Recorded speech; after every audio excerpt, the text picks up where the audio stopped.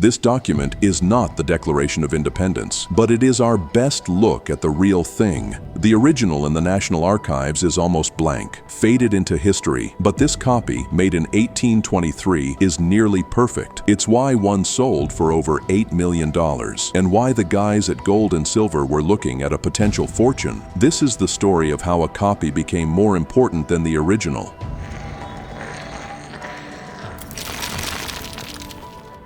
The year is 1820. America is a young, confident nation. It was rapidly approaching its 50th birthday, a time for celebration and for reflection. But the country had a dark secret. Its most sacred possession was dying. The Declaration of Independence had survived a revolution. From its birth, it was a fugitive document. Fleeing the British Army, it was moved from city to city, Philadelphia to Baltimore, then Lancaster and York.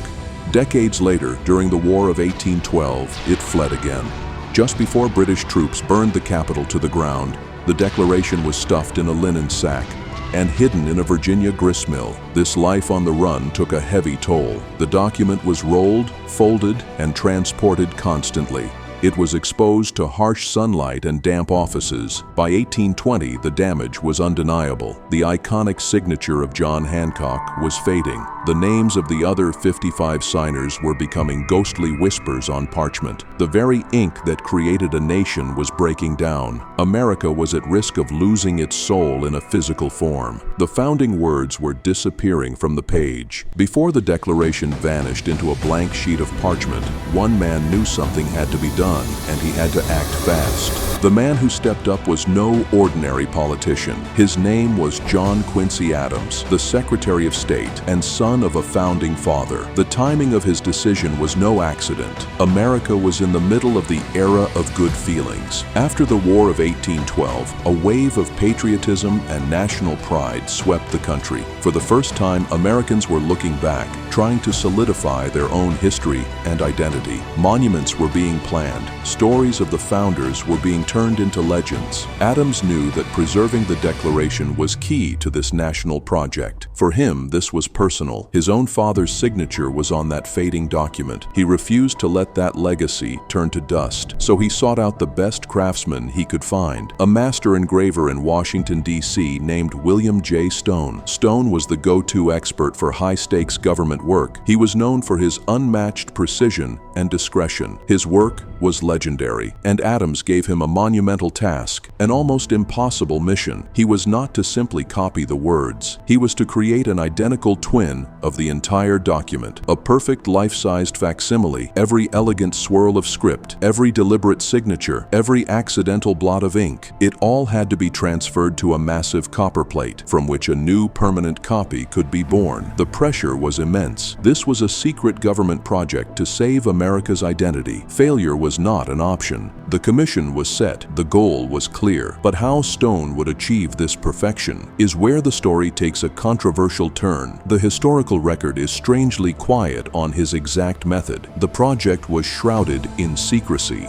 To understand the challenge, you have to understand engraving. Stone had to carve every single word and signature as a perfect mirror image into a solid sheet of copper by hand. One tiny slip of his tool and the entire plate would be ruined. How could anyone achieve such flawless accuracy? By eye alone, it would have been impossible. This is why historians and conservators point to a powerful and disturbing theory. It's believed Stone used a process called wet transfer. It was a risky and delicate operation. He would have pressed a damp piece of paper against the face of the original Declaration.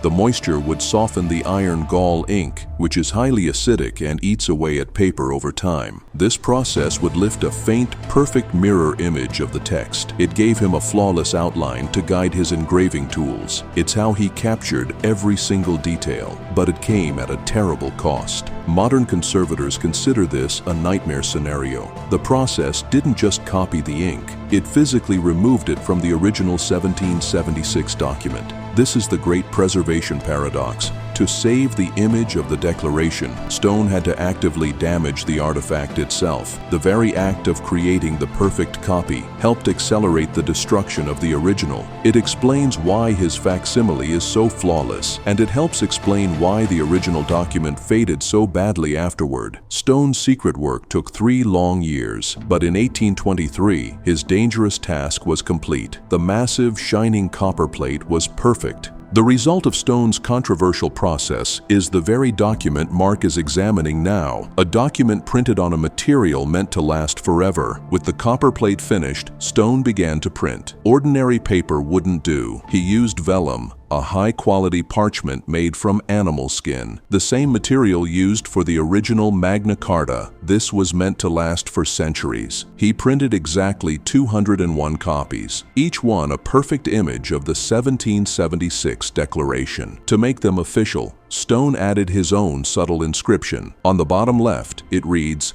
W.J. Stone S.C. Washin. This was his signature, his mark on history. In 1824, Congress ordered the distribution of these new treasures. 2 copies were sent to each of the 3 surviving signers, Thomas Jefferson, John Adams, and Charles Carroll, a final connection to the generation that started it all. Copies went to the White House, the Supreme Court, and Congress, to the executives of every state and territory, and to leading universities like Harvard and Yale. And what about the copper plate itself? It became a treasure in its own right. In the 1840s, a historian named Peter Force actually used Stone's original plate to print more copies for a book series. These were printed on much thinner rice paper and are far less valuable, but their existence explains why it's crucial for experts like Mark Hall Patton to identify the paper type. After that, the plate was retired from service. Today, Stone's original copper plate is preserved at the National Archives, a priceless artifact locked away safely. The 201 vellum copies were now the true heirs to the Declaration's legacy. They were sent across the nation, then the world. And for more than 150 years, most of them were completely forgotten, lying dormant in archives, waiting to be rediscovered. So where are these 201 priceless documents today?